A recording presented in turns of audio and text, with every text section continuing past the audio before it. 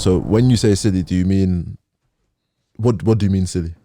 I don't mean the issue of masculinity in Islam is silly, but just this whole idea that I think this whole conversation in general, I just think that's just public perception. If you think that a man knitting with his family is making him less of a man, that's your own issue, and don't now bring the religion into it. So you mean the people that are refuting Mufti for doing that? It's silly. Don't now bring the religion into it and say it's an issue of masculinity, because it's really not. If that's what you don't perceive, if that's what you don't think is a man, then that's you, innit?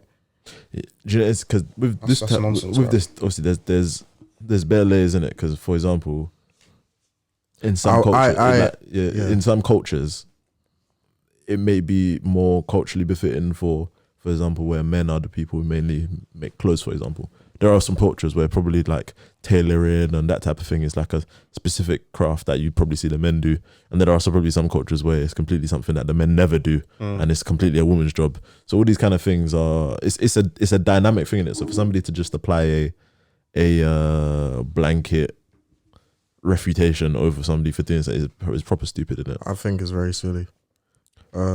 But the wider point, it is something. When I saw Ustad Abdul Wahid's video, I think I saw something that linked back to the original video where the man was in the car saying that the brother is, because he's knitting with his children and whatnot, that he's blah blah blah, that he's not and he was saying, is a man a real man if he, something along those lines anyway. And yeah, I was watching a video because I was waiting for him to say something of substance, but it seems like that the only issue that he had was the fact that a man was knitting, which is, I find it very silly, and to say that's not masculine. What all of this real man stuff, the word anything that precedes or precedes the word real man is probably normally nonsense. It's normally nonsense. Toxic masculinity. But I say toxic. But in general though, masculinity, which I think is what Ustaz was driving at, there is a conversation to be had though in terms of masculinity. Talk about a real man. So there are certain things in society or that are done that are not befitting of, you know, like a quote unquote real man, whatever that may be. There are some things in it, and some of those are things that are probably going to be seen as good from like the wider community, the wider society, but some of them I think are bad as well. So there's a mixture, and I think there's a lot of perfectly fine male behaviors that society is starting to deem as, or not even behaviors, male ideas or ideals that society will tell you is toxic now. We were look at the video that we were just talking about, of the one we're talking about, Ustad Abdul Wahid's video. I saw one of the comments saying something about men nowadays wearing flipping shrink wrapped trousers and all this nonsense.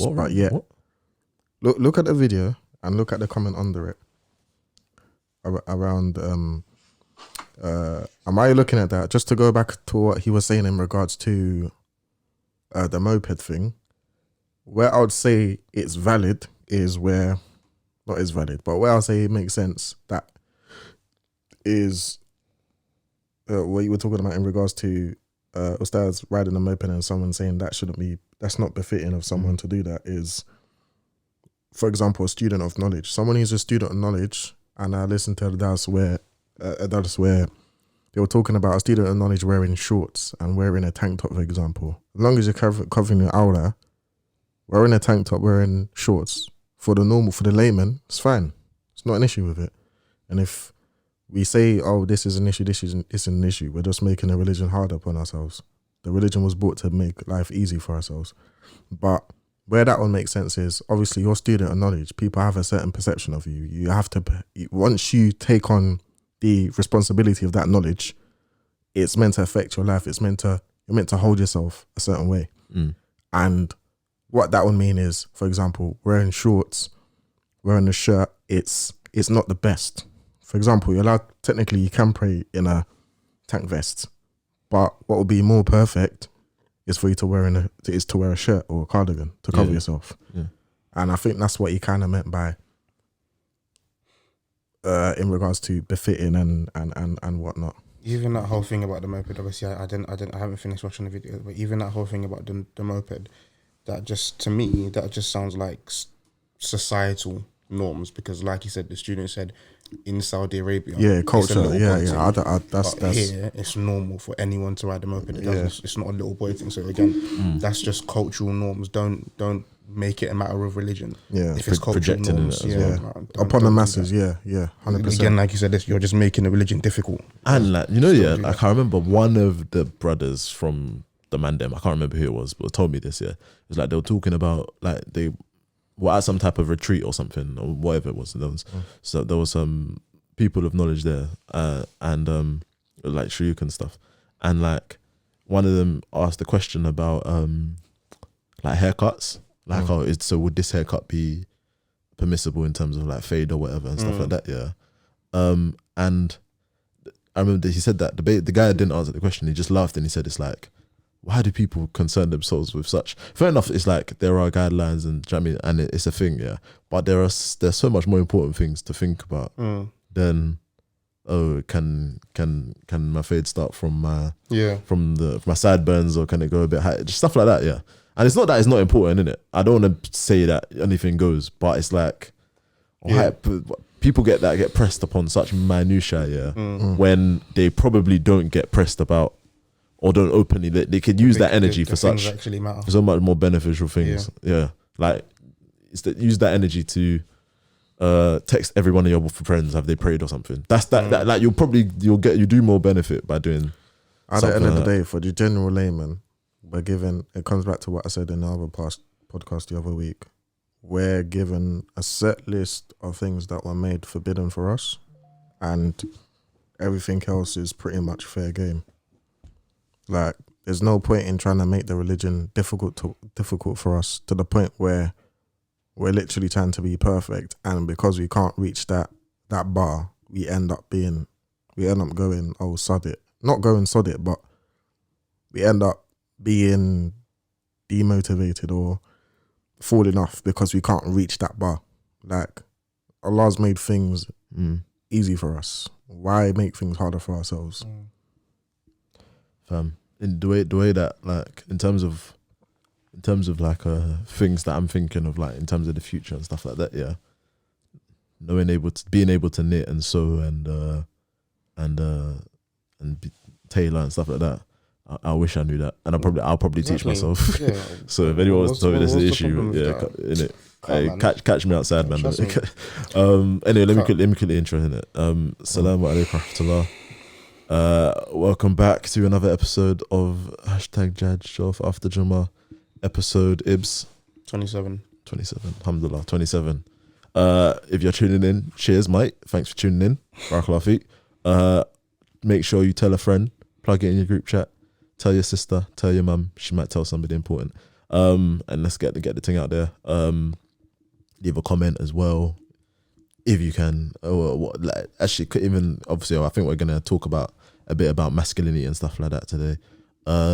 If you comment what your take or how you feel what masculinity means in 2021, and has that changed, or do you think that's changed over the last few years? And what do you think it's gonna look like in the future? Is masculinity something that's being destroyed by society? I think yes, but or is it not? Impossible. And femininity as well. What does that mean? And is that changing as well? Both in a kind of worldly aspect and a religious aspect as well. But yeah, man. Anything else? Any other admin? Ibs? No.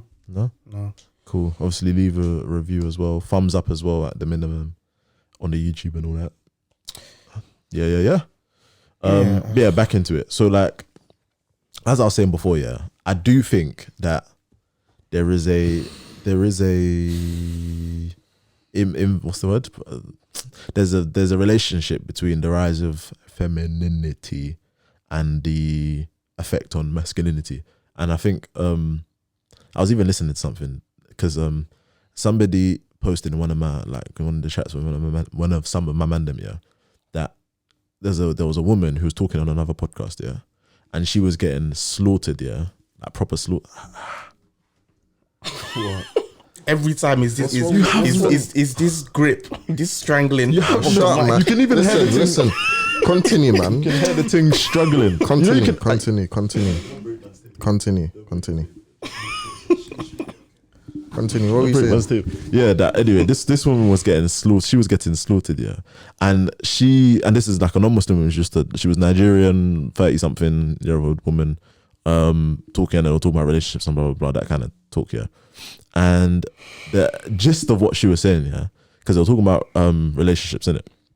And the gist of what she was saying was essentially that as a woman who is like quite a career-driven woman herself and quite successful in whatever she's doing, obviously it's a clip, so I'm having to kind of infer a lot of the stuff here.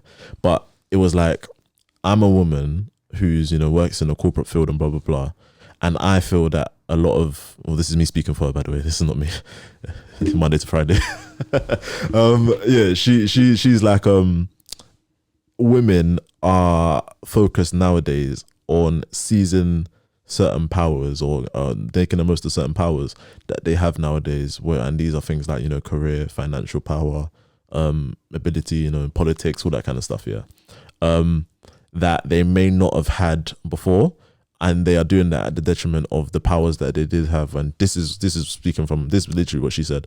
It was things like adaptability, being able to be emotionally intelligent, and being able to support and nurture. So all of those type of things, which were her kind of strong points before. Okay. And those are the things that kind of tended to support relationship, because of the fact that men are quite, logical, quite straightforward and quite unadaptable, in her words, yeah.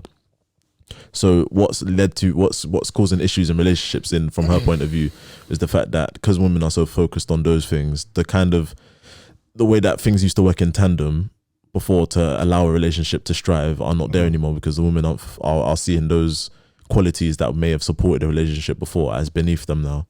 So that's causing more, breakups and that type of things, and more divorce, because the women aren't essentially molding themselves or taking the brunt of certain things, or adjusting themselves, or using their emotional intelligence and adapting to the man and that type of thing. And obviously, and it shows itself in the workplace as well, the fact that when women, for example, get to higher positions, they tend to not be as favored. They not be as favored in terms of, like, most people don't like their female boss but would prefer their male boss, or like when people don't like their boss, it's often like a female boss, and it's because of things like, if she's having a bad day, the way that she'll send an email that she's going to CC and bare people, and it's just going to make you look bad. They're going to act more emotional, and it's going to affect the workplace environment, and it's just not going to be as straightforward, whereas men are more easy to work for, which is why this is all her words in it, and which is why none of this is man. So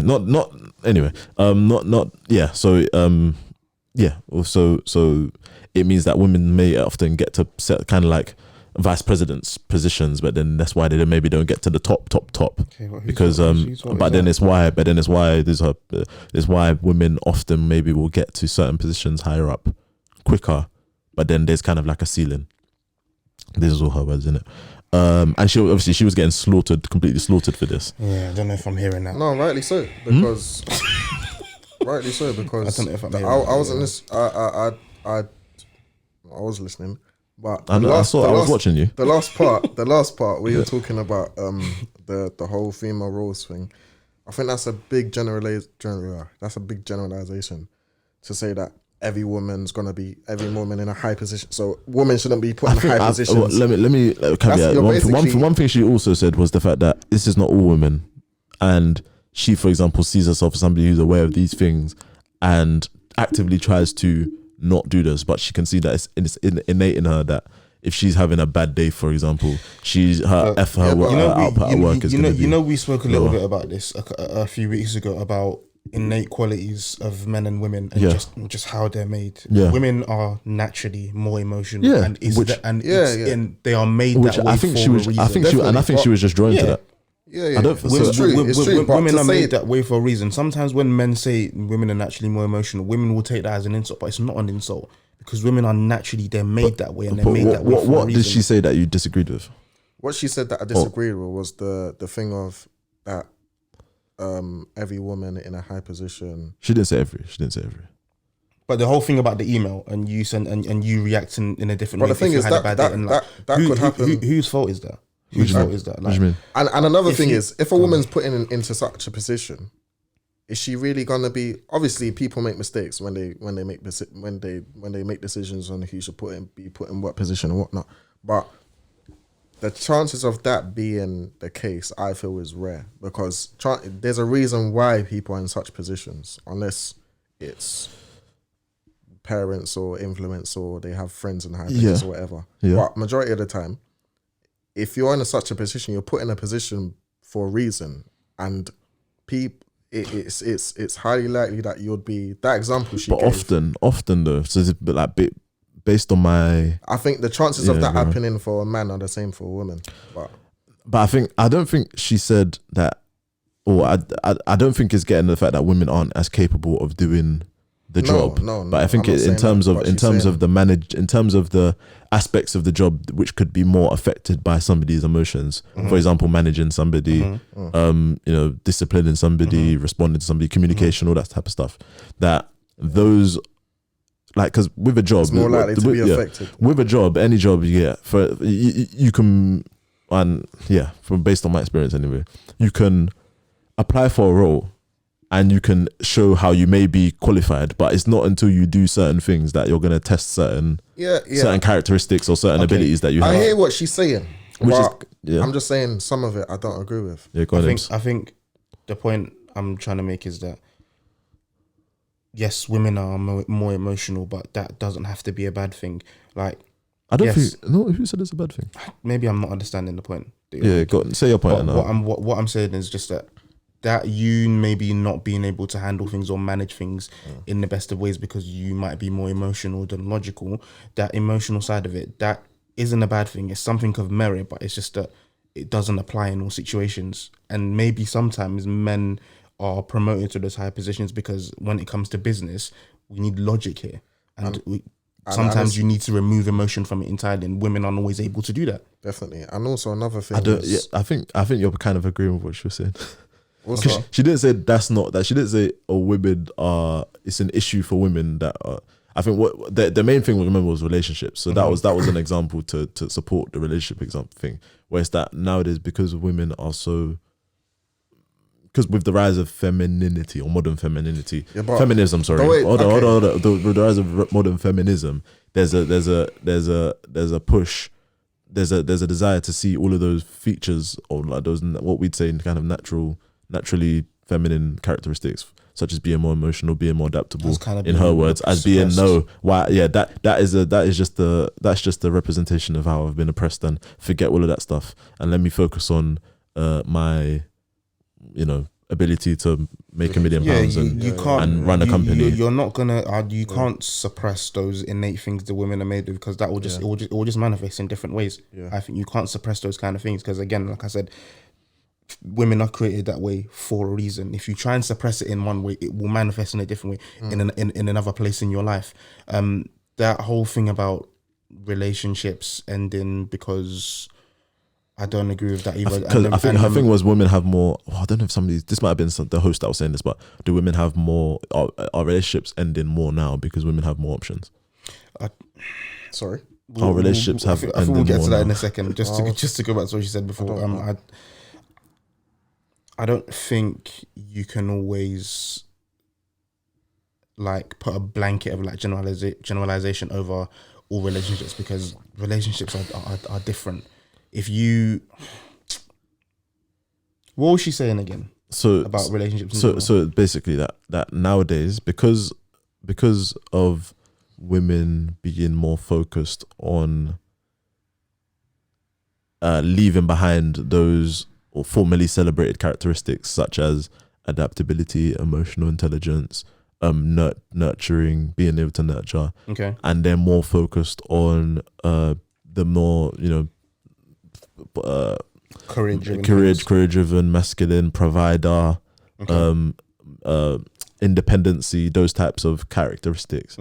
That with men not adapting, So with men not changing, because men basically, I think innately just stay the same, and with women focused on these things more, it's led to a breakdown in relationships because of the fact that now a lot of the things, those characteristics that those formerly celebrated feminine characteristics, were the characteristics that were vital to hold down a relationship and with a man, whereas because there is a active desire to stay away from those things. So in that sense, then maybe I kind of agree with her, because in that sense, it's like. But she was getting a shot down. Maybe I kind of agree with her, because like, and what I mean is that it's almost like you're pushing against your own nature, and which is what she was saying, and to what avail? Yeah, which is for what reason? Like for what reason exactly? You're literally pushing against your own nature. Like it's your nature to have those characteristics, to be emotionally intelligent, to be nurturing, and you're pushing against that because you want to live kind of like the life of a man.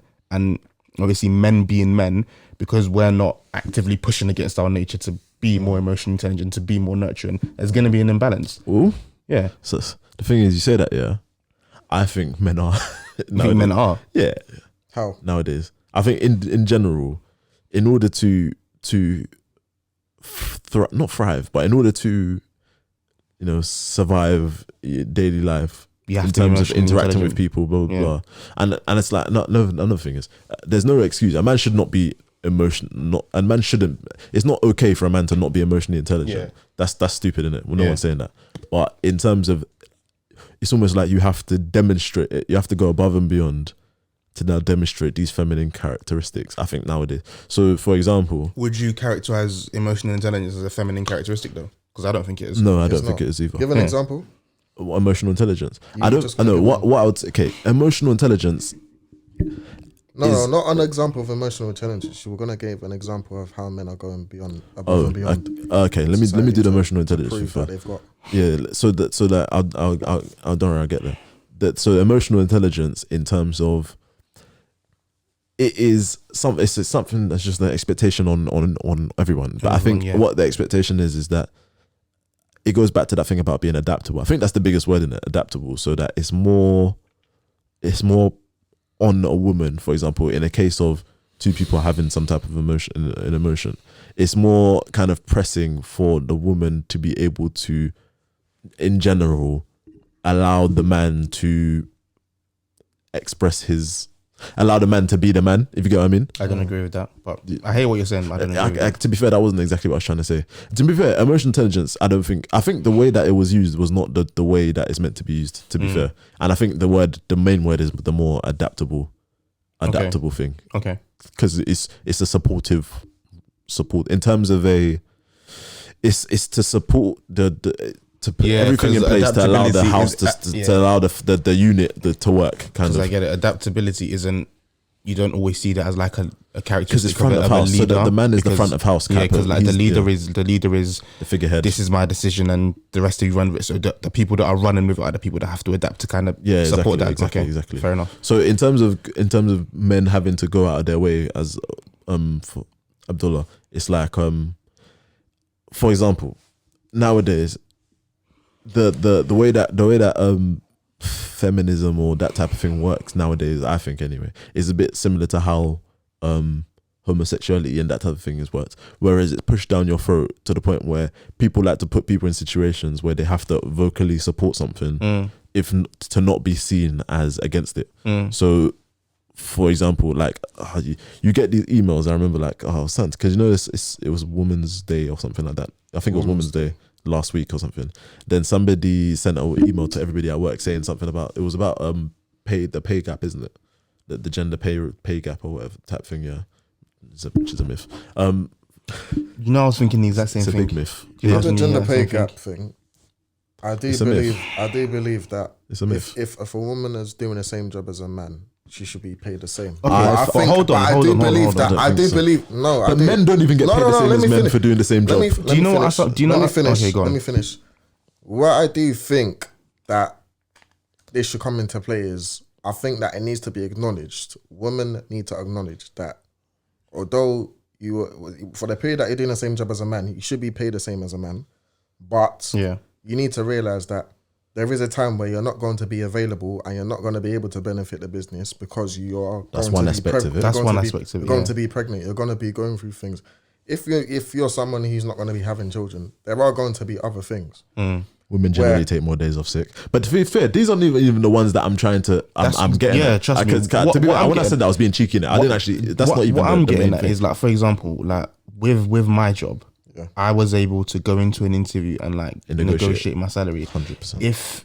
If a woman comes in now and negotiates a lower salary, you can't now come and shout gender pay gap. Because whose fault is it that you don't know how to negotiate? Do you know what I mean? 100%. Yeah, but that's true. But I'm talking in a sense of everyone. You start a job, they give you a salary. You brought the variable of negotiating. So the thing about that one. So let's say, you know how I said that women take more days off sick and stuff like that. That was me being cheeky in terms of. I think that's a statistic.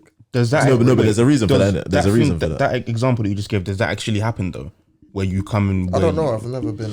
The thing is, so if you're in a pay structured a place where there's a pay structure, like for example NHS banding, and there is I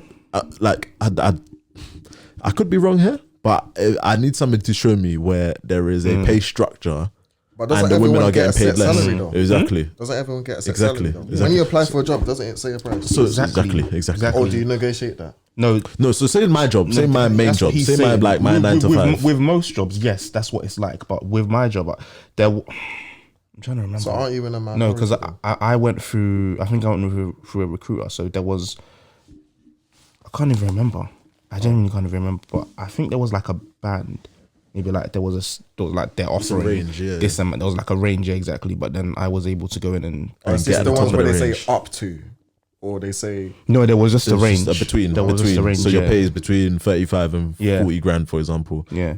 Subject to, and they always say subject to certain things. Yeah. And but or something like that. Yes. Yeah, but then if you come negotiate stuff like that, if there's a range, of like 35 to 40, and it's common.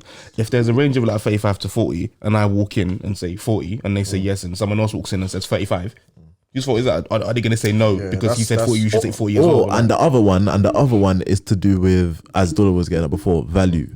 So like, for example, I remember this was something that was celebrated. I think it's stupid. And this is what I get about men being, so I heard it on the podcast, it was a football podcast where they were like, we congratulate this football team. I can't remember what it's called. It's like a lower league one, who this week have decided that they're going to pay their men's team and their women's team the same amount of money, which is cool. How many people watch women's football compared to men's football? Let me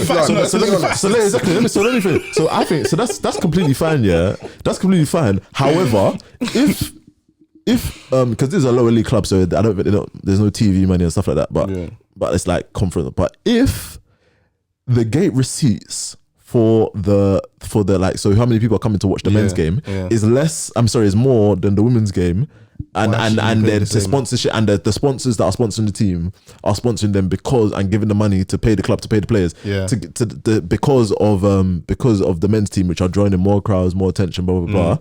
If that is the case, because there are some cases where women's football is more popular, like in America, internationally, because the women's team is more successful. So they get more views on TV and stuff. They have soccer. I think their women's team is actually gets more followers than the. Is it because football's just not that popular in America? I think it is getting more popular, but I think because their women's team is just way more successful, so people care about it. Okay, fair enough. But if that's the case, as I was saying, then literally we are taking money out of the pockets of those poor men. For the sake of equal pay, they're getting robbed. They're getting robbed because that's not fair. Was it a percentage though? Huh? Was it 5%? No, it's like they're paying them the same amount of money. Like, I don't know how they decided they're doing it, but they're paying them the same amount of money. For the sake of political correctness. For the sake of it doesn't make sense. That is, this thing always comes up, and I always hear about the NBA as well, about the NBA and the WNBA. But it's like, how many people never watch heard of the WNBA in my life. Exactly. How many people watch it? So like, what? So like, I don't want this to come across as no. But but because it needs to be said. Because my thing is, if you're in a sport where there's no names made about women until they have to make a woman's only. For example, in Formula 1, I think there was talk of, or Formula 3 or something like that, there was talk of having a women's only team. I was like, doesn't that defeat the whole purpose? Because you're trying to say women can be they can compete with men, they can be as whatever as men. That one's a bit different.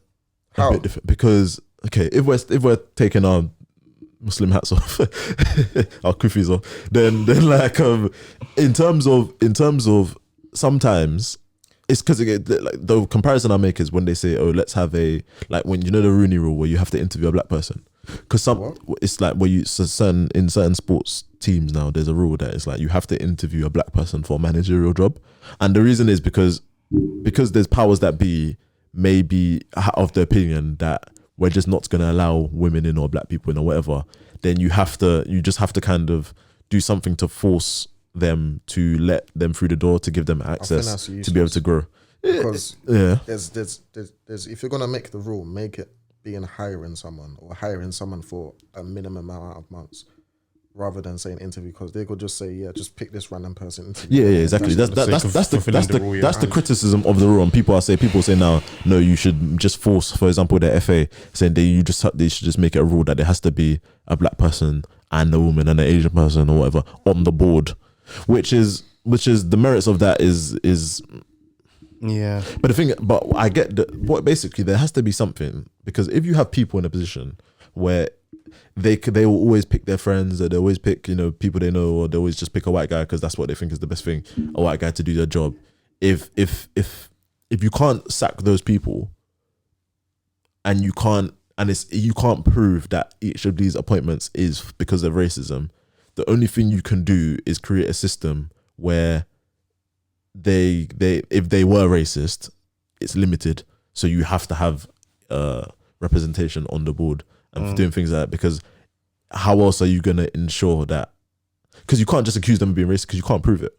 So how else can you ensure that there's a representation on these things? So that's why when it comes to the women team in the Formula 3, I get it. I get why you do that, and I don't think that's once again taken out of. I think if you were to do it, you would do it across the board. If it's for example engineers, mechanics, whatever, you'd put like you'll push a campaign to have more females in teams, different teams, not a full women's team. That doesn't make sense, because then you're. But isn't it easier to dilute? So I don't know. So I'm not an expert on this, but when you have just for context, really quickly, because I'm not following your story at all. Why are there actually no women in Formula One? I don't know. Is it a rule? I think it's just. Are they allowed to be women, or just generally? A woman can be. There's a woman called Tatiana Calderon in Formula 3. So there are women in it. So yeah, it's just if you're good enough. Yeah. And naturally, people think it's just driving, but to drive a Formula car, you have to be fit. Your neck has to be. So naturally, a woman's just. When we're talking about women here, we can agree that men, majority of the time, are more superior physically to women. So just to clarify again, stronger, yeah. Women can be in Formula One. Yes, it's just if you're good enough. So it's not like there's no men's rule Formula One, against women's it. Formula One. However, it naturally it's going to be a bit of a boys' club, innit? So if there was a woman good enough, it probably she would have be to come with money. So for a woman that are good enough for a woman, Lewis Hamilton probably wouldn't be where Lewis Hamilton is, even if she wouldn't, innit? Listen, there are men that are not in Formula One just because they don't have money. Exactly. So that's what I mean. So it's a bit of a club. It's a bit of a elitist type of. Exactly. So that's why I get them having a women's team, because it would be easy to, if you scattered around a woman, it would be easy to just tokenize them in it. So I get the owner of the Aston Martin Formula One team. His dad. I mean, not one of the Formula One drivers of the Aston. There's two or three Formula One drivers. His dad owns Aston Martin and owns the Formula One team. Exactly. So it's not, you can buy your way into the sport. Yeah, that's how much of an elitist. So I get why they'd force a woman. That makes sense why they'd have a force a woman team. I'm sure Lewis Hamilton might even back having a black only team, for example.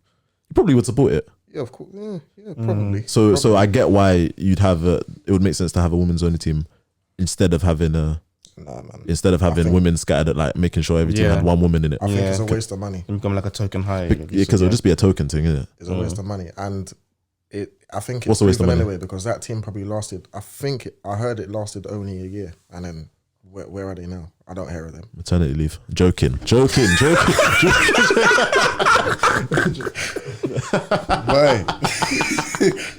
Wait. That was it. Jihadi sexist podcast, Jollof After Jummah, has been cancelled by the cleric Abu Abdulmalik. Yeah, man. How did we get there? Yeah, so like, but like masculinity in general. Going back to what I said about being at work, yeah. We're gonna have to use that. Oh yeah, I just today I woke up and I saw a thing on the YouTube on the Sky News saying women say they have it harder than men because of the pandemic. I'm like, how do you find? Are we not all going through the same pandemic together? What was the reason though? I'm gonna read it word for word. Inshallah, you can carry on. Do you know, like being openly like, what's that? Okay. So what does masculinity even mean? What is it? Pandemic a setback for women's rights. How? Let's try and think of it from their point of view, right? No, let me try and think of the reason. Yeah, that's what I'm saying. Let's try and think. No, I'm being genuine. So I don't know how to pronounce her name. Executive Director of UN Women says globally COVID has taken jobs away from women. She told Sophie Ridge the pandemic has set back women's rights. I don't want to read any more of this. It's nonsense. No, go on, read it. No, read it. This is absolutely nonsense. I actually want to know. There might be value in it. There might be. Let me read it. There's a clip because I lost the article. There's a clip. I'm gonna play it. Do you want me to play it? Send me the link so I can play it on. Let me play on my link so I can. Okay. So I can. International Women's Day. Coronavirus, of course. How long is it? Can the mic hear it? But there have been some issues that have hit women particularly hard, whether it's on childcare, job prospects, or domestic abuse. Yesterday, I spoke to the executive director. I understand domestic abuse. And I asked her whether things have improved or got worse for women around the world in the last year. Well, we unfortunately have been hard hit by the pandemic, and some of the gains that we made in the last 2 decades especially are under significant threats. During the pandemic, women have lost most of the jobs, about 2/3 of the jobs that were lost. I'm sorry, have men not lost jobs? Have people not lost jobs in general? If she said 2/3 are women, then if we can't. 2/3 of the people that lost jobs are women. Is that what she said? I thought that's what you just said. That's what she said. Let me rewrite. Let me. And some of the gains that we made in the last 2 decades especially are under significant threats. During the pandemic, women have lost most of the jobs, about 2/3 of the jobs that were lost were jobs that belonged to women, and this is because women tend to be at the lower end. Sorry, pause that, hold on. So 2/3 of the jobs that were lost belong to women. Yeah. That's different to 2/3 of all jobs lost were women. No, it's the same thing. Of the jobs lost due to Corona, however you define that, 2/3 are women. No. I don't think that's what she said. That's what she said, no? No. Okay, so let me 2/3 of the jobs lost were women. Let me play it. No, what she said were she said jobs by women. They were jobs that belonged to women, and this is because women tend to be at the low. So 2/3 of the jobs lost belonged to women. Most of the jobs, about 2/3 of the jobs that were lost, they were jobs that belonged to women, and this is because I don't know why I'm hearing that differently. Trust me, it's what I'm saying. Hold on, let's hear the whole thing. Let's stop. Do not have enforceable contracts. So this is 8 minutes long. I don't think laws. So it's very easy to get rid of women in times of crisis. We've seen girls dropping out of school in larger numbers. Hold on. Let me hear the reason. This is one area where we've been making progress in the last 2 decades. But also women's leadership is not being taken as seriously as we need to be taking it serious. And we've seen now, even during this crisis, that in the task teams and committees that are dealing with COVID, women are underrepresented. In 87 countries that we surveyed, only about 3.6 have gender equal a representation of men and women. And you can't have men fixing the issues that affect women most. It's interesting you're talking there about women in leadership during the pandemic because it depends. Okay. Another thing, there's this right. Or I'll say this quickly. I hate this notion. This is a modern thing, innit? A modern thing, yeah. That men where I get okay. Whenever you're talking about, and it even happens within race, but then it's different because there's a. I don't get the men can't different. Solve the women's issues. But yeah, that like where the assumption that you can't have something can't work unless it's completely representative of everybody, and I get that you need representation for the sake of because empathy, people that speaking from a place of empathy will often carry their voice stronger, will present the point stronger, and have more of an impact. But if like, see what she just said, like you can't have a group of men talking about something that's going to affect women. But a lot of the time you're going to have one prime minister. Is the prime minister going to be a half person? I was just going to say that. Majority of the world's leaders, obviously you have Australia, you have certain places, but majority of the world leaders are men. Are you telling me that? Yeah, women's rights. I don't think that's the same thing though, because a prime minister's job or world leader's job isn't to solve the issues of men and women separately. It's to solve the issues of the people. It's the people, yeah. So that doesn't now mean that there's a divide between men and women. No, what I was gonna say. Yes, we're saying the same thing. But I do kind of. I get what she said. I only agree with what she said in regards to abuse. Obviously, I didn't disagree with that bit. I was just because it leans to that narrative that I don't like. Yeah, I understand that, but I do also understand where she's coming from, because let's just put ourselves in the woman's shoes for a second. We don't even have to put ourselves in the woman's shoes, but just perspective. Would you, if there was if there was an issue that black people were facing and there was a committee formed to solve that issue for black people, it can't be a panel of white people trying to solve an issue. That doesn't make sense. 100%. But I would want white people on the panel. Yes, ideally. Yes, but it can't. But the point she's making is that it can't be fully all men. Comprised of white people. It can't be. It just can't be. Which, as I said, I don't. Me making that point wasn't like rebuking what she said. It was just, but like, okay, so I don't want to go along this line of just trying to disprove everything she said in it, because that's not fair in it. Because I'm sure there's value. So I'm not. But there's certain stuff that was said there that I can't fathom. Like what? What? Fathom, you know. So yeah, because I was thinking, where did she get that 2/3? First of all, she's not in our country. So okay, it's part how do you mean she's not in our country? She's. I don't think she was talking about the UK. Yeah. Yeah. She was UN. But she's UN. So I was thinking, where did she get these figures from and whatnot? And now I'm reading different, because I'm seeing different figures everywhere. In the UK, I'm seeing 54% of the job loss rate were women. I'm seeing India. You see, the thing is that that's still a statistic that they'll use and say women are harder. So it's 54%. It's not 50-50. But the thing is, do you know what I'd say? This 2/3 is quite subjective. But it's easy to look at, and once again, I don't want to do this whole disproving thing, but the way I look at it is cool. So what industries have been hit the hardest? Entertainment, hospitality, tourism, travel, stuff like that. Yeah. Okay. So if we just look at so if we take a plane, for example, most of the staff on the plane are women. Flight attendants, women, hide for certain generally. Bartenders, half. Okay. In my experience, most of them are women. Yeah, that I see. Cool. If I think of kitchen staff, probably about maybe even more men, to be fair. A restaurant, half or more men. I think I see more men. More men, and chefs in it. More men are chefs in it. Yeah. Okay. Chefs are men, but the waiters. Okay, so generally, you're forgetting housekeeping. You're forgetting in hospitality, hotels, barmaids, waiters, women, specifically attractive women, are chosen for these roles. For front of house, but back of house. No. Generally. No. So let's say if we take a restaurant. Yeah. Front of house, maybe. I say front of house is probably maybe mainly women, but it's probably mainly women. But back of house is mainly men. Like restaurant, most of the chefs are men. Okay, so I think I wasn't talking about chefs. I was talking about. But housekeeping, the waiters is women. Bar staff, women.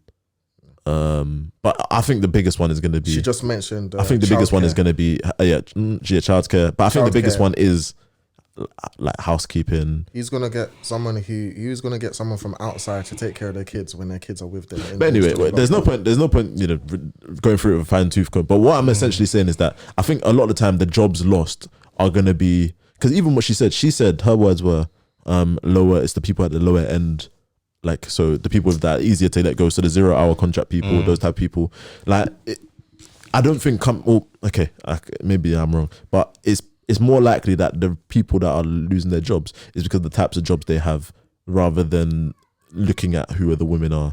Also, another thing I would say, yeah. So that's what I mean about, it's like, and what she did there, I think was a bit silly in my opinion. Is that, you know, when you try and attach so many different things together, you might lose. You might damage your original point. Yeah. So, for example, she mentioned some what I think was very, very valid stuff. So, domestic abuse, and there was another one, I can't remember what it was, that was, you know, that I thought was it's true, very pertinent, things I didn't think of in terms of, you know, the rights of women in society being, you know, negatively affected by Corona. But then she just tried to ban too much stuff together. That's like now it's like anyway. I just think it was a bit of a reach, some of it, but it's worth discussing, and a lot of it is worth discussing. And like, there's no reason for all of the rights of women. There's no reason that they shouldn't get them. The same way there's no reason that a man shouldn't get them. And it's up to everybody to, you know, support that cause. Yeah. The only thing is when the cause becomes so nonsensical, such as like, for example, when you're forcing to the point where you're like, oh, let's force the men's team, like we were saying, and the women's team to get paid the same. That's dumb, like, because all you're gonna do is cause people to just get annoyed. How do you think the men's team feel, especially if their pay was reduced to support that?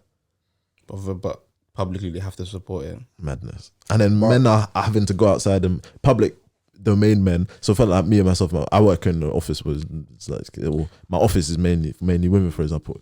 Like, the amount of times I'm kind of lucky that I've got there's a couple, not lucky, but there's some women in the office that are very much, they're too Arab actually, they are very much of the modern feminism is nonsense type of point of view. But the amount of times I get asked, oh, Samantha, what do you think about this one? And it's like, but I'm known as the what's the word? The patriarchal man in the like, but it's because, but the thing is, at the end of the day, I'd never say anything that's against women, in my opinion, but because it's against the modern feminism thing, it's like even start little things like I can't discuss those kind of things in the workplace. You know, I can't discuss those kind of things in the workplace. So this is what's the word? It's like not personal stuff. It'll be like, so for example, this football team that came up at work. Even still, I can't. I think obviously in that sense, I think in not even that. I think in that sense, I'm kind of fortunate that I work alone most of the time. Anyway, I work very much with people. But even still, I just feel like, you know what, stuff like politics, religion, those kind of things that kind of fall under like the political umbrella should just don't. With political correctness, I would advise somebody to follow that. With political correctness, I won't be surprised if you get reported to HR for saying facts. Yeah, for saying you don't even believe. I would just say just even the fact that you can get sent to HR. So somebody can say something along the lines of what kind of stupid person would say that women and that two men can't get married. Somebody could say that, and then somebody could say, what kind of stupid person would say that it's okay for men and women to get married to men. One can get sacked and the other can't. Yeah, I think that's nonsense. That's ridiculous because these are just two opposing views on a. Nobody's attacked anybody. But these are just two opposing views on a matter that is very much acceptable to have different opinions on. Yeah, or there's value in both apparently value in both sides, but one of them is evil and you can get sacked for and or disciplined for. Yeah. Going back to my point now, remember when I said I believe if a woman's doing the same job as a man, she should get paid the same. And let's take negotiating pay out of this. Yeah. Just, you applied for a job is 40k, both of you applied for it, both of you got it, you both do the same job for 6 months and you could both get the same pay for 6 months. Why do you guys think that's not right? So why did you guys have an issue with that? We didn't have an issue with it. With both you getting the same pay? Yeah. Nobody have an issue. Okay, I thought you guys said. No. Okay. No, the issue is, as I said before, the issue is when people will attack the difference in pay, when the difference in pay is because of somebody being more proactive in seeking more money out of the situation. Yeah. Somebody not being as proactive. Okay, cool. Because I don't think I've ever seen a very prominent example of a clear like gender pay gap. So I mean, now I would really like to see. yeah, I'd really like if you can show me something in the genuinely, NHS, like, two band free people in the NHS getting paid different. Genuinely like to see where that exists.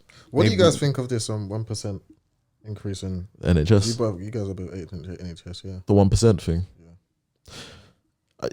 Yeah. Do you know this with this? Brief me on this. Oh, so basically, there's people. I think there was people were demanding or seeking. I think it was 3.5% increase for NHS workers pay across the board. Okay. As shown, we've shown our importance in the pandemic and etc. Yeah. And then what's actually happened was that there was a 1% increase across the board. And which has obviously been met with a lot of outrage. Like, so there's like a campaign going around from the Royal College of Nursing saying like, it's like a picture of a nurse and it's like, how can you tell me that I'm only worth, and she's obviously doing some COVID related ITU stuff, tell me I'm only worth 1% pay rise. And then there's been some clerical staff or something in the cabinet or something like that, I can't remember the exact people, but who have got a 50% pay rise. Yeah, during the pandemic, they were in Parliament debating their pay rises. Yeah, so I think that doing the whole sheep nonsense. I think that they always do. I think with the okay, firstly, I think as an NHS staff member, I think you can't turn around now and start saying I just got what you're saying. Yeah, they sounds like a farm parliament. I was thinking of a video in my head. They did a sketch, cut this out. But yeah, so my opinion is basically, it's like, I think as NHS staff members, and this might be controversial, I think it's difficult, or you kind of shoot yourself in the foot a little bit if you start going around saying, okay, if you take pride in being a member of the National Health Service, and this is not everybody, or being somebody who's working to save lives and being part of the NHS, if you take pride, if you've outwardly showed pride, I'm an NHS worker, then you lose a bit of right to start demanding money for it. Yeah, because the NHS has limited resources. So that's one. And at the same time, secondly, wait, what was that? That was none of us, right? I production's farting in the mic. What happened? You didn't hear that? No. That was from outside. Someone farted so loud that from outside we could hear it. Anyway. How did you manage to hear it from when everybody? Because I was like, I'm not convinced that wasn't production, fam. It was definitely outside. Like, it was so prominent in the room. When it's time to pray and man says he don't have his ablution, and you know who it was. I was just gonna make your wudu, fam. I don't. That's staying in. If you heard that here, it was from outside the room. Ablation can't fix that, bro. That's ghusl, bro. It was from outside the room, 100%. How do you man hear a fart from 100%? That's what I'm saying. The fart was so strong that I went on the first floor as well. It was definitely from outside. We're not even on the ground floor. It was definitely outside. So it was outside and it was below us as well. I don't know how you man heard that, but it was so loud, fam. That must have been powerful. Anyway, so you can't. I think it's difficult for you to screen too much. If you can say, okay, what you can say is we're undervalued, innit? Which is, I guess, saying the same thing. But you do lose a bit of right, I think, to say money. Secondly, I think why. I understand what you're saying, but then at the same time, you can be proud of your job, and say that you're doing it for the love of helping. Remember, I said a little bit of right. Yeah, I didn't say I said a little bit of right. Okay, because it's like you. Because, do you know, at the end of the day, it's called the health. At the end of the day, it's called the National Health Service. It's your giving service. It's like being an army. This pandemic has changed things for a lot of people, because now people have like the NHS has been stretched thin. Like this whole thing has taken its toll on people, and I'm speaking from experience here. Things that I've seen, the toll. You mean like this whole situation? You mean like job loss and stuff like that? No, What do not, you mean not. I'm not talking about. lives, No, I'm talking about the. mental I'm talking about the health. NHS. Yes, Yeah. and mainly that, and the toll that it's taken on people. Like What's funny is we were doing all this crap being for in the the NHS people, stuff people kind before. of being in the ICU and having to deal with COVID patients and seeing and literally seeing people die. Like it's not easy.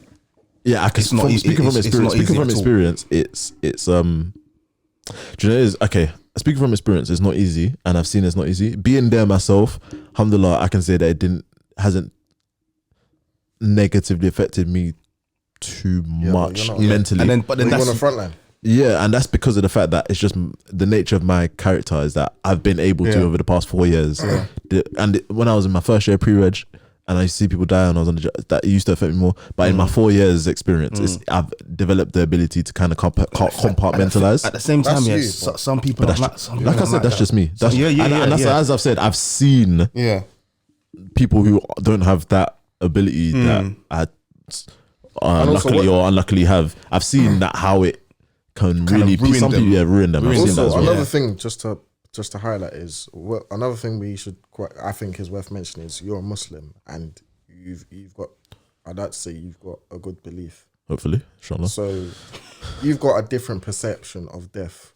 To other people, to most people, death is like this thing where it's the most horrifying thing ever. Whereas for you see death. You say that though. I've even when I was sad, if you say, for example, when say first 2 years, and sometimes it happens now that I get sad, but what tends to make me sad now that really affects me is when I see something like someone that looks like me, or someone that could be my friend, or someone that could be my uncle or cousin type of. Then you see those people because it's a bit more closer to home. Other deaths I'm able to compartmentalize, which is what does that say? I don't know. But going to your point, I'm not saying you're happy when you think of death. No, but Muslim people. I'm saying it's gonna affect you. Muslim people dying has never made me sad, in terms of people that I don't know. Like, so if I say, I don't know, Muhammad Al Shabab or something in the ward and he's passed away and his family's there, all hijabbed up, I'm like, I get a peace from it. At least it's like, but when I say the peace, no, as in I'm at peace with it. I'm at peace with it a lot quicker than for example, when that could have been misconstrued so different. I know. I was playing. Yeah, I know. The way I said it. But the I don't know, Judith McKenzie death tends to affect me more, make me more sad because for obvious reasons that it's like, yeah. So, but just going back on that, so it's like that being Muslim thing. Well, you think that it would, or to see how you say, it can give you a different perspective on death. But then what it can also do is it just makes you realize the realities of lots of people's situations on death. It makes you remember the situation that a lot of people are going to find themselves in the next life, which is a different type of sadness. I still think it affects the way you think about death because regardless, I'm not saying it's going to be. I'm not saying it's going to be easy, but it's still gonna. When you compare how a Muslim who thinks about their hereafter and for example, every time they see death, they think about Allah, for example. It's the perception of death and the things around it and just the way they think of death is gonna be different to the way a disbeliever thinks about death. Who, when they think about death, all they think is black hole or horror or whatever, or just white noise. I don't know what they think about. It's gonna be different because to them that's hard. You're forgetting. For a disbeliever who has pretty much nothing, everything is in this life. There's no thought of the afterlife. Whereas a Muslim should be thinking about death at least once a day. Like you should have a point at your day, or at least many points in a day where either you hear about death or you just think it's good to think about death. It's good to visit the grave or to think about death. Like during Ramadan. What are the 4 things? The 4 things: giving to charity, visiting a funeral, visiting someone in hospital, and fasting. Is that the 4th one? Say that again. Giving to charity, visiting someone in hospital, going to a funeral. What you mean? Going to a burial. What are you talking about? Rights upon each other? No. The 4 things that one must do in Ramadan. Not must do, but it's good to do. Oh, good to Ramadan. do. Funeral. Visit someone in hospital, give to charity, and I think it's fasting. Well, that's compulsory anyway. I know what you're saying. I don't know to list that. Anyway, long story short, the way a Muslim thinks about death is in more positive light compared to how a disbeliever thinks about death. With Muslims, we think about death in a more hopeful manner compared to disbelievers who, for them, death is pretty much horror. Depends which. Or as like a reminder to. I think more of a reminder. I think speaking from I'm sure there's Christian people that would turn around and say, we think about it more the same way as you, and there's a lot of people that, for example, see death as an end to suffering as well, which is more positive. So they don't. So not everybody, I think, paints it out as negative, and I think it depends who dies as well.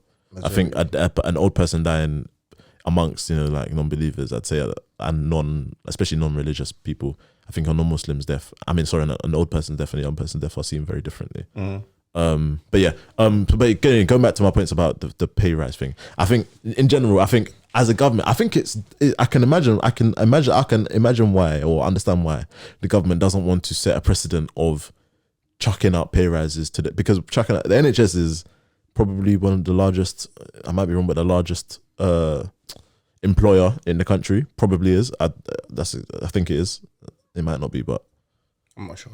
Probably when you deep it, probably the NHS military are up there, as in the biggest employers of people. So you're not giving a pay rise to a few people. You're giving a pay rise to a lot of people, which obviously financially is a big thing. And the precedent you may set by doing that, giving big pay raises out, or bend into pressure. For example, so there's gonna be a protest, as a government. I probably sound like some Hitler, but you can't always be seen to be pandering because you create. If people think that every time we protest we're gonna get a pay rise, So I can understand why the government would need to be careful with giving out too much. But what I would say, what they should do, so for example, I'm sure there's going to be a lot of people supporting this protest from the NHS, or this protest for the pay rise, blah, blah, blah, But I think, for example, I got annoyed, when I saw like Sainsbury's banner, thank you NHS, outside my local Sainsbury's, a big banner. And then, the whole NHS queue jump thing for supermarkets, they only did that for 3 weeks. I'm like, take down your banner then. Because Tesco, shout out to Tesco, still do it, innit? They still do the queue jump, which I abuse. And maybe it's because I abuse it so much that I'm like, you know what? They're still queuing up outside your Tesco? Huh? The Old Kent Road one is the closest one to me. And they still do queues? They still queues, because it's busy, innit? But then man don't wait in the queue. So it's easy to support, innit? But if you're gonna support us, or the NHS people, then put your money where your mouth is. Yeah, that's my first thing. Because at least what the government, as in they've given something, they've given 1%. So Sainsbury's, what have you done? Because you're gonna, you'll say thank you NHS, my main point is I think it's a dangerous precedent to just give too much money. And financially, can we afford it? It's it's easy to say so, but but my thing is, if we're talking about the NHS hasn't got much resources, whatnot. We're all clap for the NHS. Well, I wasn't, but you do it. Why do you clap? Trust me. Next time, clap for me. for a different reason. My thing is, because I didn't know that all that was being asked was 3.5%. Was it 3.5 or 3%? I think it was 3.5 was the figure. But anyway, it's less than 5%. My thing is, if you've got 1%, let me give him a bit more context. And for example, when you can't give pay, the way the NHS works, you can't give pay rises. So for example, there's going to be, for every nurse there is on a ward, we're talking for every nurse there is on a ward, there's probably some type of admin staff or something like that who's also on the same pay scale or something, or maybe not one, but there's maybe for every 3 nurses there's one IT clerk or one administrator who's also on the same band as the nurse, But the way the NHS works, you can't just when you give in the pay rise to the nurse, who everyone will say, they're on the front line, blah, blah, blah. The IT admin staff who's been working from home, like everybody else, because during COVID, will get that pay rise as well. So you have to factor that in as well. You can't just give nurses. Isn't that the same for the 1%? No, so what I'm saying is that, so it's the way the NHS works, you can't just give. So for example, but I'm saying this pay rise, wouldn't that be the same for the 1%? It's for everybody, innit? Okay. So to give a pay rise to 100, to give a pay rise to 150 people because you are really happy with the work that 50 people done may not make that much sense. Yeah. Do you get what I mean? So the NHS is more than nurses and doctors, nurses and doctors and physiotherapists and pharmacists on the ward. There's so much more to it than that, but everybody is on the same pay structure. So you can't. Do you know what I mean? So you can't. So it's not. The people that are on the TV or the people that when people are clapping, they're clapping for the people that are on the ITU ward. And it's mainly the nurses in it. They're probably the biggest mainly, but then like there's more to it than that. For example, there's pre-registration pharmacists that I used to be. You start off as on the same money as a senior or like not a trainee nurse, but like a qualified nurse will go in. But then as a pre-reg, when I say that is a DOS, or depends on what you're not doing anything, but you're getting paid the same as them. So that person will get the same pay rise. So a lot of people will say, why are they getting paid this much? You know what I mean? So that's why you have to factor all of these things in when you're thinking of, and that's why I think the pay structure is, I don't like the pay structure because I think there's too many gaps in it. That's this is a separate. This is what we're dealing with, innit? This is a separate issue within the NHS, and this is something that the people couldn't the people in Parliament sort this out. The people in Parliament don't. Well, the health secretary is the person who probably oversees the structure, but the pay structure in the NHS is. Who's it set out by? The pay structure it comes from the government overall. Yeah. So, but it's not a small thing. It's not a small thing to like as in. It's a big thing. Okay, but that's what they're getting paid for, and that's what they're in Parliament for. No, but but to manage. So within the NHS, the reason why you have such a pay structure is because when you have such a pay structure, for example, you eliminate the need for so many jobs and so much administration, so much which will be jobs which will cost money. So if you have a pay structure, it saves a lot of hassle and saves a lot of money and saves a lot of manpower, which is why there's a pay structure. But the thing about the pay structure is it's quite rigid. So, for example, there's certain people just start off on certain bands, like a physiotherapist, occupational therapist, whatever, will start on band 4, and a nurse will start on band 5, and you can move up within it. But within certain jobs, there are within certain jobs there are, because you have a degree on something, or you have a master's, you get paid at a certain band. Whereas the work you do and the contribution you make to the actual NHS is nowhere near the same as somebody who could be a band lower than you. But it's just the nature of how it is, and that's how life is, isn't it? That one of those things where it's like, because it works, don't change it.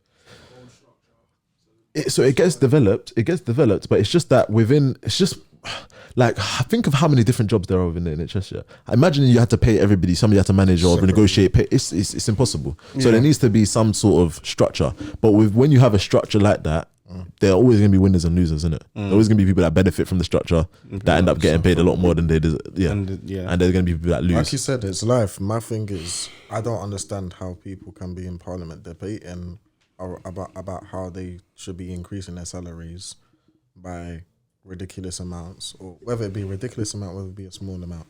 I don't understand how that can be, especially considering the fact that we're in lockdown. So how much work are you really getting done?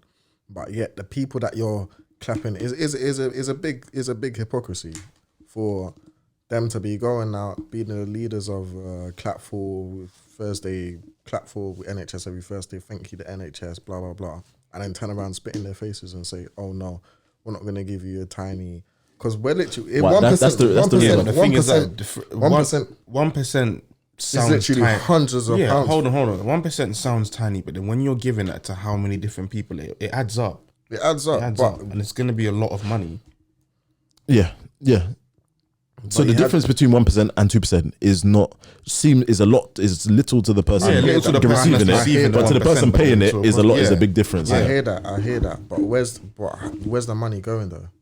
What do you mean? Like, I just said the example of people in Parliament talking about how much money is being thrown towards needless coronavirus, and I say needless with like an asterisk, because there's testing facilities and stuff that are actually in use. But I've seen a lot of stuff that has been wasted in the name of coronavirus testing, coronavirus this, coronavirus that. Where are the resources coming from that? And is that not NHS as well? And then not to talk of the fact that I mentioned again, the Parliament discussion in regards to increasing their salaries when they're not doing nothing. okay, maybe they might be doing something, but really, how much can you really do within lockdown? Yeah, like limited. I think we're speaking from quite an ignorant point of view here. Maybe I am. No, but the thing is, but that it's is easy to just kind of sit here. There's merit in that view, though. I'm not saying there isn't. I'm not saying there and isn't. I agree with it. To be fair, I'm not saying there isn't, but it's also very easy to talk with only one side of the story and only half the facts. Well, we don't have we don't. This is a side of the story.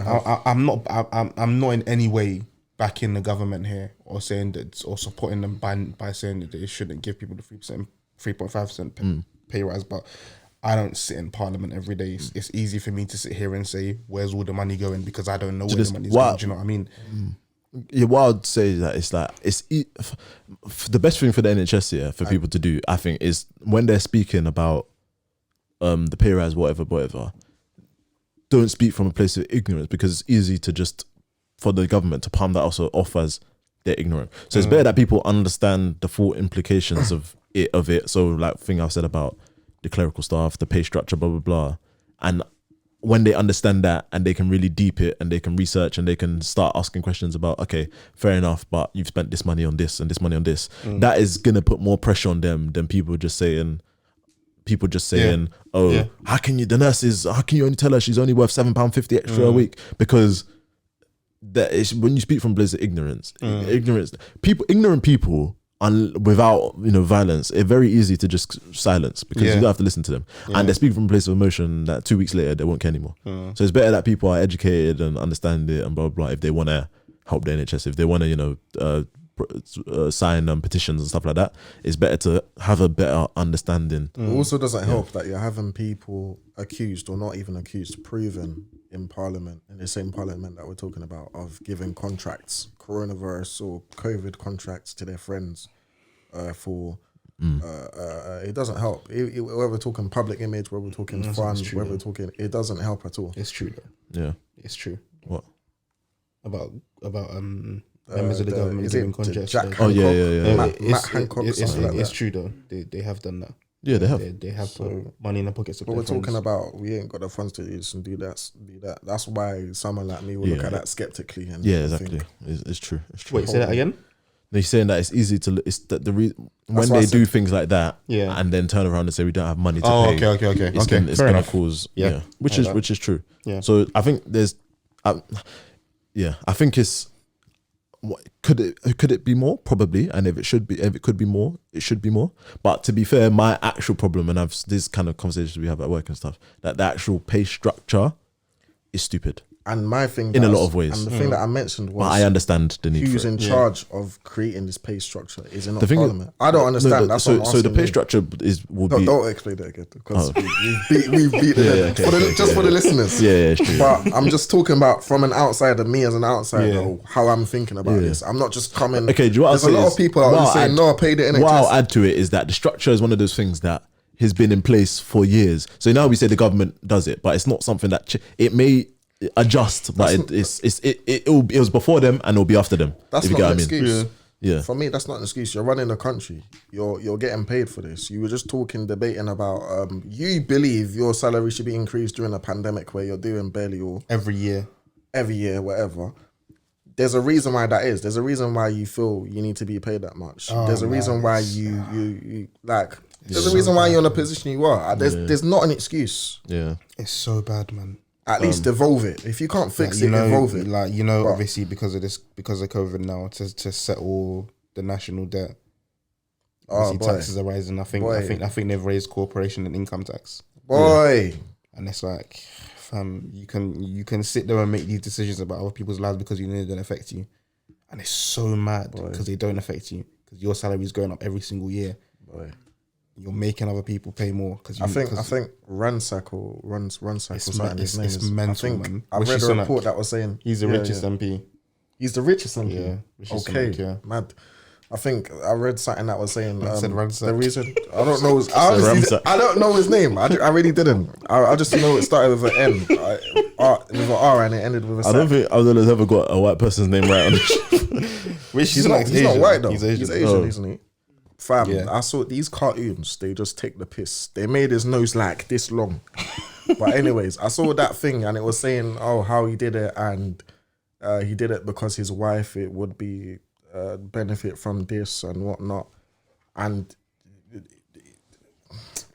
let me not beat the dead horse, man. We've discussed this. Yeah. You're watching football. Let's leave it.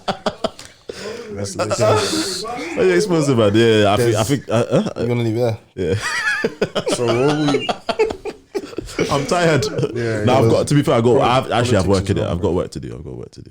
No, and I'm happy with the output today.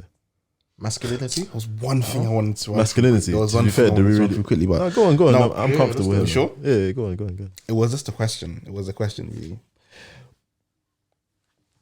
All right, so it's just in terms of like friend. We'll do masculinity another day, by the way. Like- we'll do it properly. Yeah. because we didn't do it justice. just kind of like friendly competition and like friendly rivalry. So let's say, for example, you have a friend that you might be in the same field as or the same line of work as.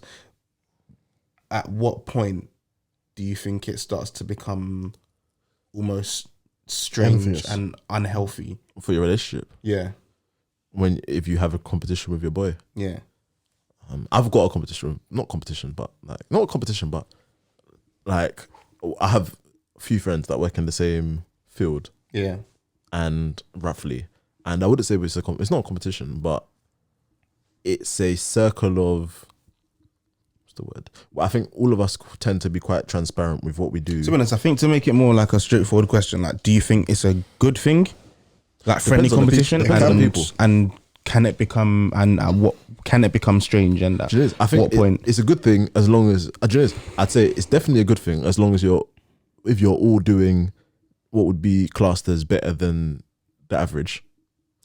Nah, Okay. I think even Because what it means then is everybody's protected from feeling crap. no, Okay, okay, And this is not bearing in mind any specific personality types. This is just me that's what I was speaking going to add to it. That's what I was gonna generally. add to it. yeah, So I'd say you'd probably be less likely to get into people to catch feelings or be upset or be jealous if they're all doing what would be classed as okay. I think if there's good transparency and there's a good feel of a good sense of healthy competition, yeah, but then if it becomes a case where you're more focused on doing better than doing well, then it will become unhealthy, because then what you'll probably start to see is that what will seep into you is that you not wanting your friends and stuff to do well. Sometimes I've seen certain dynamics where maybe two people are in like the same line of work, and one person will see it as a competition and the other person won't. It will just be kind of like we're both doing the same thing. At that point, we don't need to compete. That's not good. Yeah. That's not good.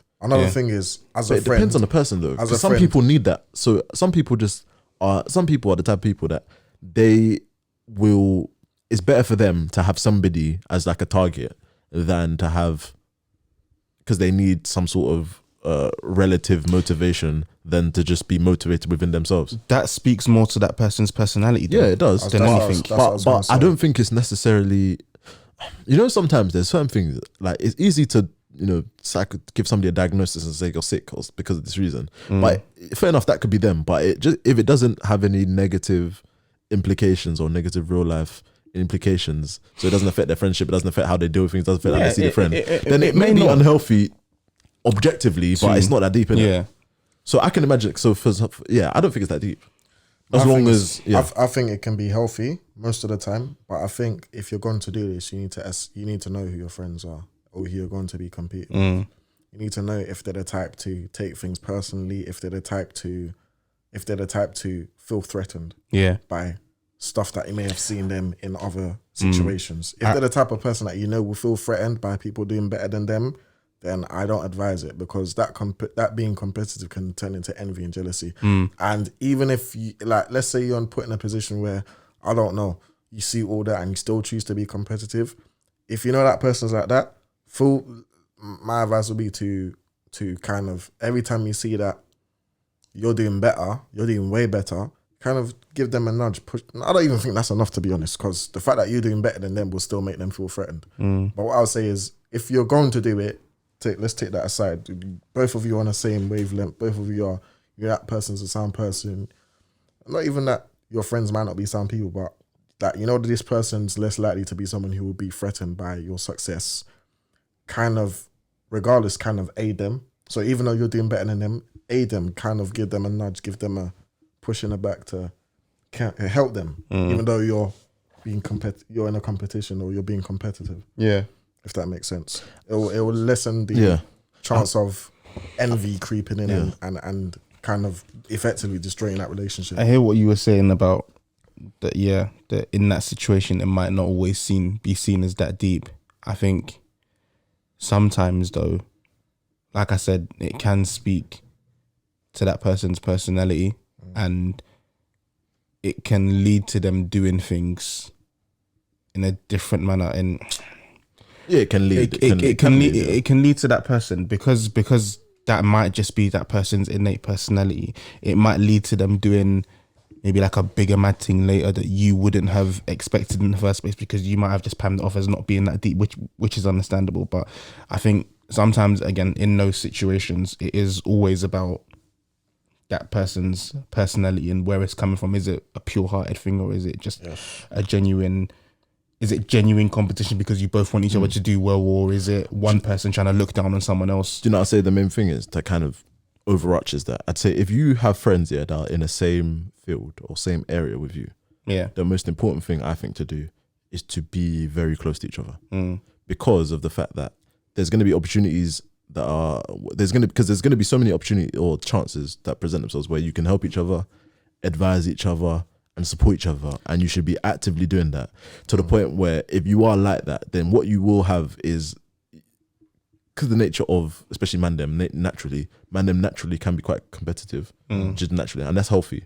It's just in us, innit?